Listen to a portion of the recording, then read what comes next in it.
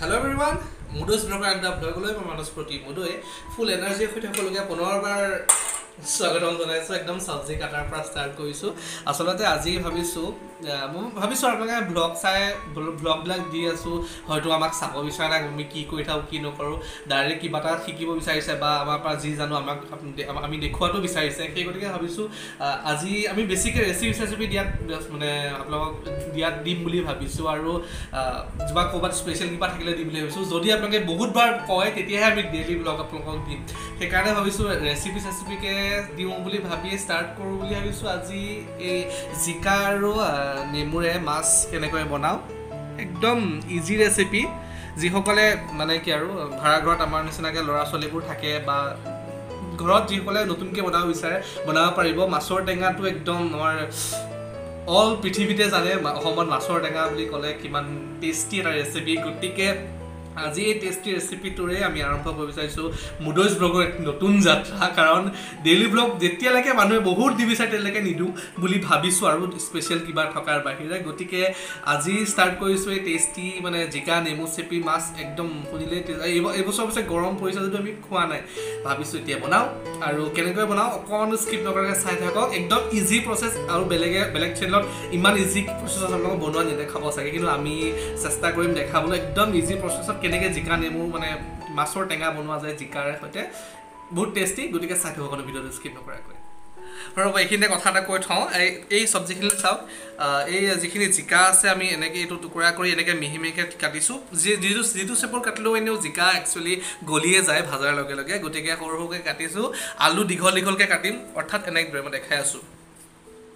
এইটো দুফাল কৰি এনেকৈ এক পিচ এনেকৈ আলু এনেকৈ দীঘলকৈ মাছত দীঘলকৈ দিয়ে আৰু মাংসত এনেকৈ পঠালিকৈ কাটে বুলি কয় মাহঁতাকে শুনিছোঁ আৰু এটা কথা কৈ থওঁ আমাৰ এটা ইউটিউব চেনেল আছে মানজীৱ এণ্টাৰটেইনমেণ্ট জোন যিটো পুৰণা চেনেল মুড'জ ব্লগটো যোৱা বছৰ খুলিছোঁ তাৰ আগতে এটা চেনেল আছে তাত বহুত ভিডিঅ' দিয়া হৈ আছে অলৰেডি ভাইৰেল ভিডিঅ'ও আছে নিৰামিষ ভাত বনোৱা কেঁকুৰা মাছৰ ৰেচিপি আছে বহুত চিংৰা বনোৱা ৰেচিপি আছে বহুত আছে ৰেচিপি তাত চাব পাৰিব সেইটো গুড নিউজটো হৈছে এই চেনেলটো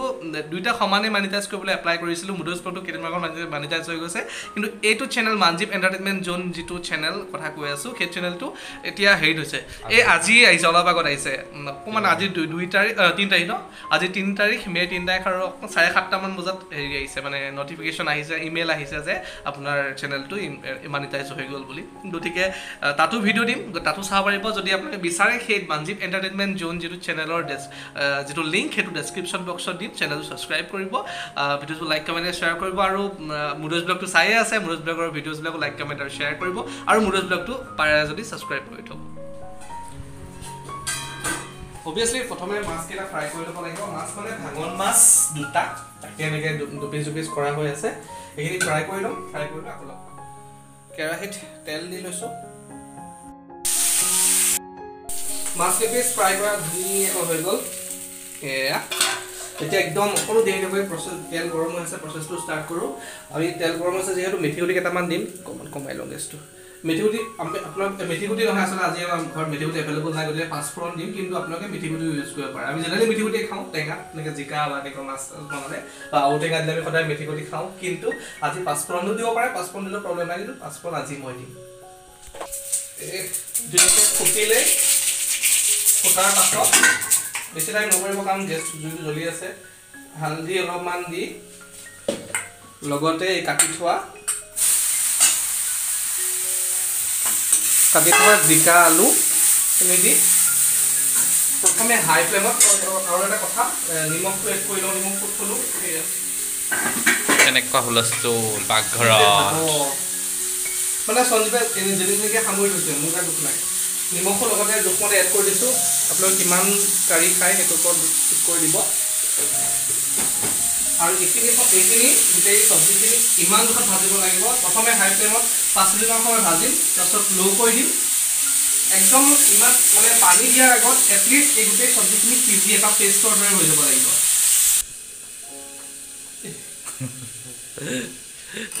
মই ভাবিছোঁ এনেকৈ বোলো নোকোৱাকৈ মানুহে ৰেচিপি মই ব্লগ নিদিওঁ বুলি ভাবিছোঁ মই ৰেচিপি দিম অকল ব্লগ দিলে মানুহে নোচোৱা আছে ৰেচিপি দিম অকল যিকেইজনে সদায় চাই আছে কমেণ্ট পায়ে থাকোঁ ন সেইকেইজন বা যিটো 90-100 সেইকেইজনলৈ থেংক ইউ আৰু তথাপি দিনক দিনে বাঢ়ি যাব লাগে নহ'লে মনিটাইজ একো লাভ নহ'ব 20টা ভিউ 25টা ভিউ 5 মিনিটমান সময় হাই ফ্লেমত লৰাই ভাজিলোঁ এতিয়া গেছটো কমাই একদম কমাই ঢাকন দি এইখিনি একদম মানে আলুখিনি পটককৈ ভাঙা নাযায় সিজি নাযায় কিন্তু এই জিকাখিনি একদম সিজি বহুত একদম 100% সিজি যাব লাগিব পেষ্ট হৈ যাব লাগিব তেতিয়ালৈকে আমি ল' ফ্লেমত ভাজিম আৰু কিমান সময় ল' ফ্লেমত থ'ম মই কৈ আছোঁ হৈ গ'ল আৰু 10 মিনিটৰ পিছত চাওঁ একদম কম জুইত থৈছিলোঁ এই মজাকৈ সিজি গৈছে একদম পেষ্ট হৈ গৈছে আৰু আলুখিনিও পূৰা সিজি গৈছে মই চাইছোঁ এইমাত্ৰ আৰু গতিকে আলু কেইটুকুৰামান এনেকৈ মই হাতেৰে ভাঙি দিম গোটেই কেইটুকুৰা নাভাঙোঁ কেইটুকুৰা ভাঙি লাহেকৈ গেছৰ ফ্লেমটো বঢ়াই দি এইখিনি আৰু অলপ গৰম হ'ব দিম যিহেতু গেছটো কমাই থওঁতে ইয়াৰ তাপটো অলপ কমি যায় ন হ'লে আৰু অলপ এনেকৈ গৰম কৰি ভাজি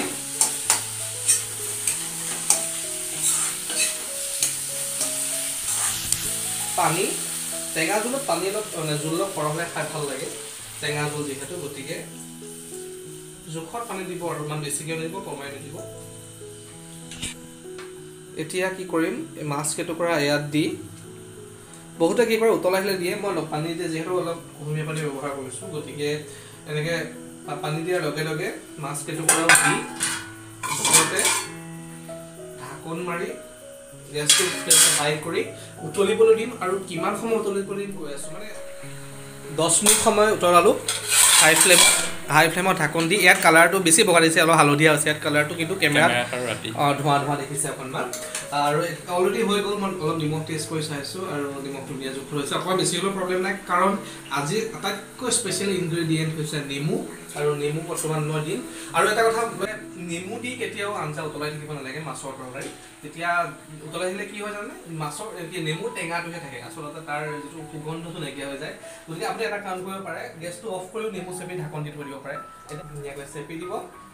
এইটো গেছটো বন্ধ কৰি ল'ব দিয়ক আপোনালোকৰ কথামতে হৈছে নেমুটো এনেকৈ চেপি দিওঁ নেমু এফাল ব্যৱহাৰ কৰিছোঁ আপোনালোকে বেছিকৈও দিব পাৰে টেঙাটো যদি বেছি প্ৰিফাৰ কৰে আমাৰ আঞ্জা ওচৰৰ পৰা দেখাই দিওঁ আমাৰ আঞ্জা একদম নেমু চেপা একদম আমাৰ কি বুলি কয় ইণ্টাৰনেশ্যনেলি সকলোৱে জানে যে অসমত আহিলে মাছৰ টেঙা খাব পালে তেওঁলোকেও বিৰাট ভাল পায় বিৰাট ফেমাছ হয় মাছৰ টেঙা আজি মই বনালোঁ আপোনালোকলৈ আগবঢ়ালোঁ একদম ইজি প্ৰচেছ সকলোৱে বনাই চাগে যিসকলে নাজানে বা যিসকলে এনেধৰণে বনাই খোৱা নাই তেওঁলোকে বনাই খাব পাৰিব ভিডিঅ'টো আৰু বেছি দীঘলীয়া নকৰোঁ আই হোপ আপোনালোকে ভাল পাইছে আপোনালোকক নেক্সট ব্লগত লগ পাম মাছৰ টেঙা